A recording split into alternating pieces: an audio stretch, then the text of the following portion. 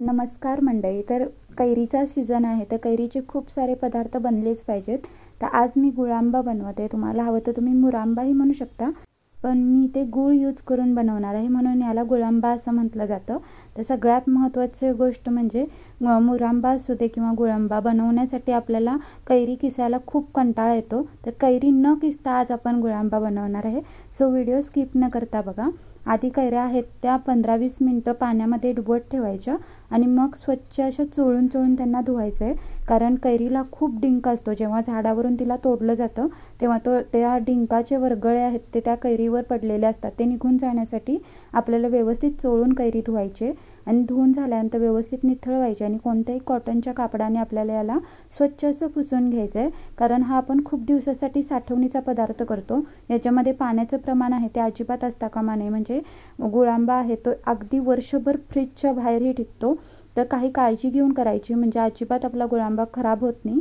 तर मी ते potato pillar घेतल्याने याच्या साली आहेत त्या काढून घेणार आहे. पोटॅटो पिलरने एकदम पातळ अशी साल निघते आणि आपली कैरी आहे ती अजिबात वेस्ट जात नाही. तुम्ही बघू शकता. तुम्हाला हवं तर तुम्ही साल नाही काढलात तरी चालेल, पण स्मूथ असा गुळांबा तयार होण्यासाठी आपल्याला इथे सालं काढून घ्यायचे आहेत आणि ह्याच्या फोडी करून घ्यायच्या आहेत. मी जसं तुम्हाला सुरुवातीला बोलले होते तसं ह्या कैरीला आपल्याला अजिबात किसायची गरज नाही. नॉर्मल आपण जसं बटाटा चिरतो, बटाट्याच्या फोडी करतो भाजीसाठी, अगदी तशा ह्याच्या फोडी करून घ्यायच्या आहेत. बघू शकता कैरी आहे ती मी एकदम जून अशी निवडले. म्हणजे पिकायला आलेल्या ज्या कैऱ्या असतात पण अजिबात पिकलेल्या नसतात, आंबटपणा असतो ज्या कैरींमध्ये, अशा कैऱ्या गुळांब्यासाठी निवडायच्या आहेत. म्हणजे कैरी चिरली की आतून पांढरी शुभ्र दिसली पाहिजे. जरासुद्धा पिवळट भाग आला असेल तर ती कैरी आपल्याला गुळांब्यासाठी वापरायची नाही. नाही तर गुळांब्यामध्ये पाणीच सुटत राहतं आणि तो खराब होतो म्हणून. आणि एकदम कोवळीही निवडायची नाही, नाहीतर मग असा मस्त चटपटीत आपला मुरांबा तयार होत नाही. तर इथे बघू शकता मी व्यवस्थित अशा एका आकाराच्या छोट्या छोट्या फोडी तयार करून घेतलेल्या आहेत. बघू शकता अगदी आपण बटाट्याच्या भाजीसाठी बटाटा कट करतो तेवढ्याच साईजच्या ह्या फोडी कट करून घ्यायच्या आहेत. आणि साईडचे जे भाग आहेत तेही आपल्याला टाकून द्यायचे नाही आहेत, त्याचेही असे छोटे छोटे फोडी आहेत त्या करून घ्यायच्या. सगळ्या कैरीच्या फोड्या आहेत त्या एकसारख्या अशाच करून घेणार आहे मी. आणि जी मधली कोय राहते त्या कोयीचा किस आहे तुम्हाला तर तोही तुम्ही चाकूच्या मदतीने काढून घेऊ शकता. पण मी ही कोय आहे ती वापरली नाही, कारण रात्री जेवताना मी याची चटणी केली होती, तीही खूप छान होते. तर त्यासाठी मी इथे नुसत्या चौकोनी एकसारख्या फोडी करून घेतलेल्या आहेत. बघू शकता एका आकारात एवढ्या सगळ्या फोडी तयार झालेल्या आहेत. मी कैरी आधी मोजून घेतली नव्हती, 4 कैऱ्या घेतल्या होत्या, पण आपण फोडी आहेत त्या मोजून घ्यायच्या आहेत, म्हणजे गुळाचं प्रमाण आहे ते परफेक्ट आपल्याला बसतं. तर बघू शकता सगळ्यात आधी मी एक मोठी अशी कढई घेतली, गॅस लावून त्याच्यामध्ये तांब्याभरसारखं पाणी घालायचं आहे, कारण ह्या फोडी आहेत त्या आपल्याला उकडून घ्यायच्या आहेत. अगदी 5 मिनटं लागतात उकडायला, फार काही जास्त उकडायच्या नाही आहेत. बघू शकता पाणी मी घेतलेलं आहे तांब्यावर, त्याच्यामध्ये चवीनुसार मीठ, 1 चमचाभर हळद घालायचं आहे. कोणत्याही गोडाच्या पदार्थात थोडंसं मीठ असलं की पदार्थाला चव छान येते आणि हळदीने आपल्याला हा मुरांबा आहे तो बाधत नाही, म्हणून 1 चमचा हळद घालायची. छान पाण्याला उकळी आली की ह्या सगळ्या फोडी आहेत त्या हात सांभाळून ह्याच्यामध्ये घालायचे आहेत, नाहीतर पाणी आहे त्या हातावर उडतं. आणि मध्ये मध्ये असं स्टर करत आपल्याला याला झाकण न ठेवता वाफवून घ्यायचं आहे. अगदी घड्याळ लावून 5 मिनटाचीच वाफ द्यायची, खूप जास्त याला उकडत बसायचं नाही, नाहीतर जेव्हा आपण पाकामध्ये याला शिजवणार तर एकदम त्याच्या फोडी आहेत त्या अशा विस्कटतात. म्हणजे मला इथे थोड्या थोड्या फोडी हव्या आहेत. तुम्हाला एकदम स्मॅश असा एकदम स्मूथ असा जर मुरांबा हवा असेल तरी जास्त उकडलात तरी चालेल, पण मला मध्ये मध्ये थोड्या थोड्या फोडी हव्या होत्या म्हणून मी 5 मिनटाचीच उकड काढून घेतलेली आहे. बघू शकता पाण्याला छान उकळी आले. आता याला आपण चेक करून घेऊया. चमच्यावरती मी काही फोडी घेतलेल्या आहेत, मी चाकूच्या साहाय्याने याला कट करायचं. स्मूथली एकदम कट झाला, जसं आपण केक वगैरे कट करतो अशा अगदी स्मूथली कट झाला की समजायचं की फोडी आपल्या एकदम परफेक्ट शिजल्या गेल्यात. मी ते गॅस बंद केला आहे आणि आता यांना व्यवस्थित गाळून घ्यायचं आहे. तर एक मोठ्या भांड्यावरती मी चाळण ठेवले, जी मोदकाची चाळण असते ती, आणि त्याच्यामध्ये ह्या सगळ्या फोडी आहेत त्या गाळून घेणार आहे. सगळी फोडी म्हणजे सगळ्या फोडींची वाफ आहे ती घालून घ्यायची. खाली जे पाणी उरलं ह्याच्यामध्ये खूप सारा फ्लेवर असतो.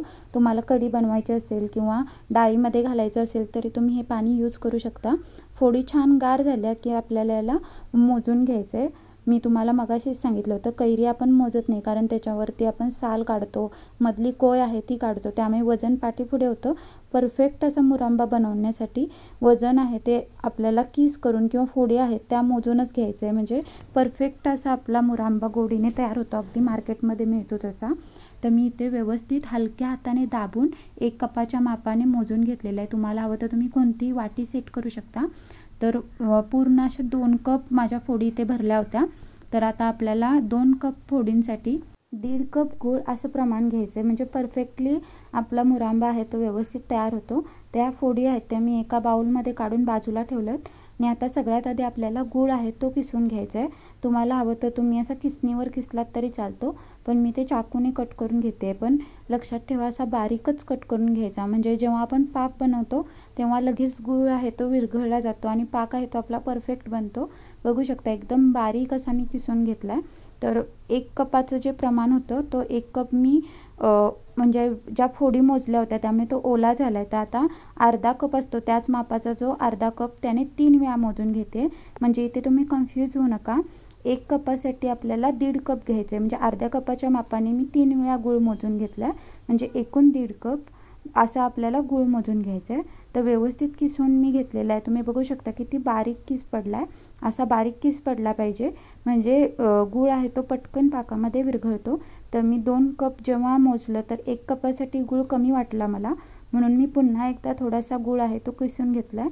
पण माप आहे ते अगदी व्यवस्थित घ्यायचं, थोडंसं पाठीपुढे असं आपण म्हणतो घेतलं तर मग गुळाचा जो व्यवस्थित म्हणजे गुळांब्याचा जो गोडवा आहे तो पाठीपुढे होण्याची शक्यता असते।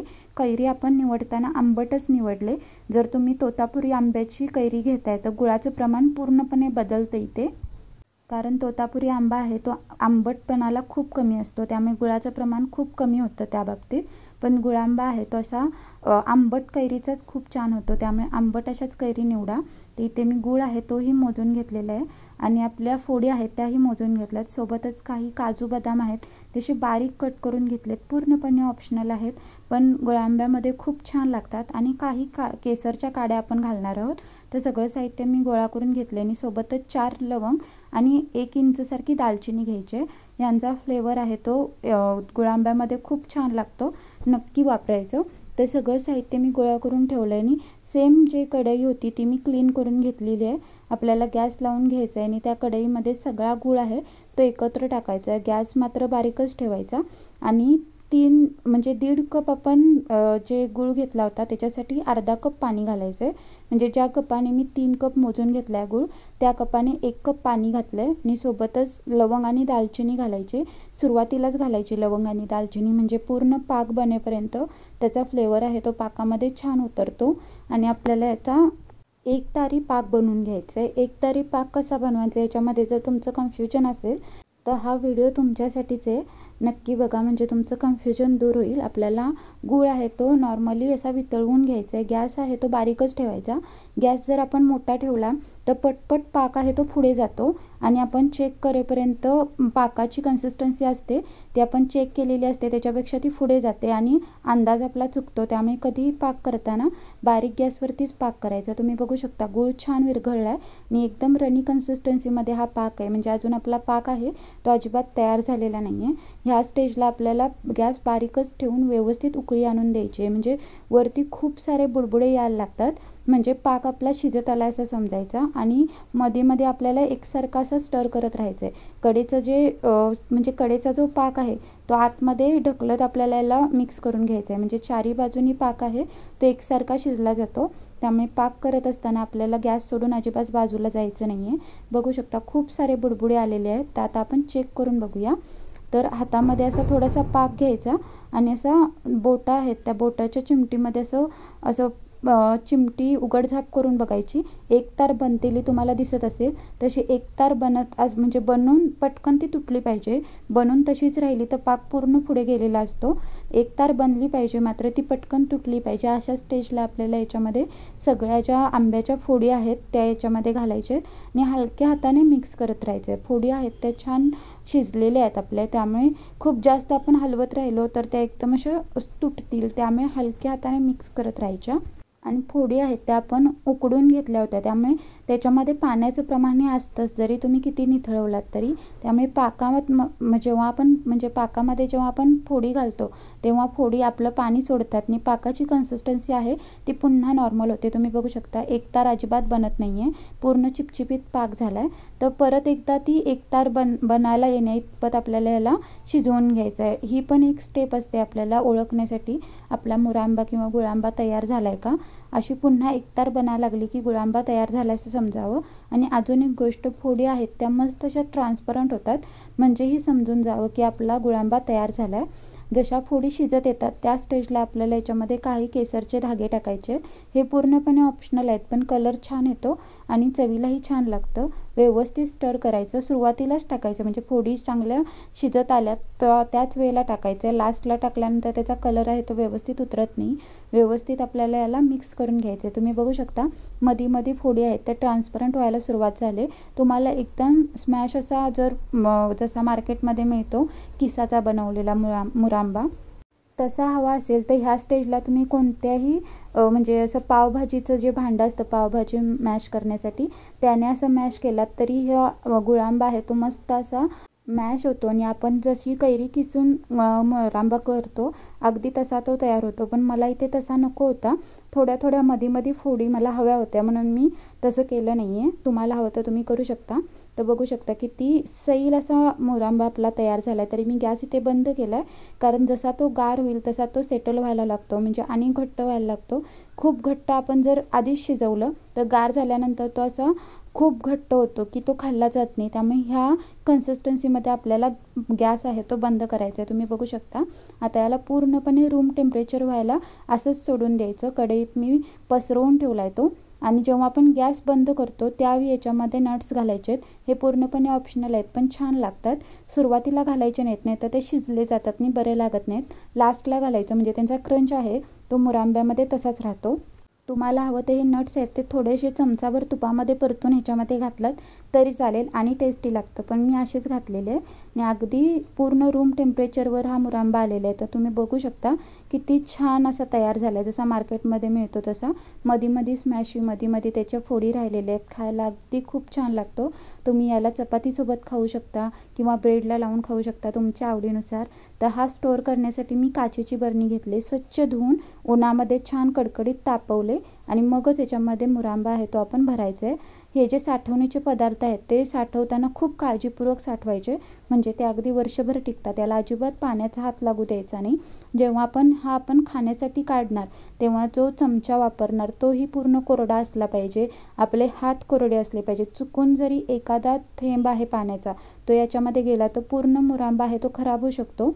पण जर काळजीपूर्वक याला वापरला तर अगदी फ्रीजच्या बाहेर वर्षभर टिकतो, वर्षाहून अधिक, कारण आपण याला खूप छान साखरेमध्ये किंवा गुळामध्ये शिजवून घेतलेला असतो. तर बघू शकता मस्त असा गुळांबा आपला तयार झालेला आहे. बघता क्षणी तोंडाला पाणी सुटतं. आंबट गोड अशा मिक्स चवीचा असतो हा. खायला खूप छान लागतो. चपाती आणि ब्रेडसोबतच कशाला, आमच्या घरी तर हा नुसताच फस्त केला जातो. ह्या उन्हाळ्यात कैरीचं सीझन जाण्याआधी अशा प्रकारच्या रेसिपी बनवा, घरामध्ये स्टोअर करून ठेवा, म्हणजे सीझन गेल्यानंतर सुद्धा आपल्याला याची मजा घेता येईल. आणि आजची रेसिपी तुम्हाला कशी वाटली मला नक्की कमेंट करून सांगा. आवडली तर रेसिपीला लाईक करा, शेअर करा. माझ्या चॅनलवर नवीन असाल तर चॅनलला सबस्क्राईब करा, बेल आयकॉन दाबा, म्हणजे अशाच नवनवीन रेसिपीज आहेत त्याचं नोटिफिकेशन सर्वात आधी तुम्हाला पोचेल. आणि कोणतीही रेसिपी आहे ती तुमच्याकडून मिस होणार नाही. त्यामुळे नक्की बेल आयकॉन दाबा, पूर्णपणे फ्री आहे. आणि अशाच नवनवीन रेसिपींसोबत आपण पुन्हा भेटू. रेसिपी बघितल्याबद्दल धन्यवाद. Bye bye.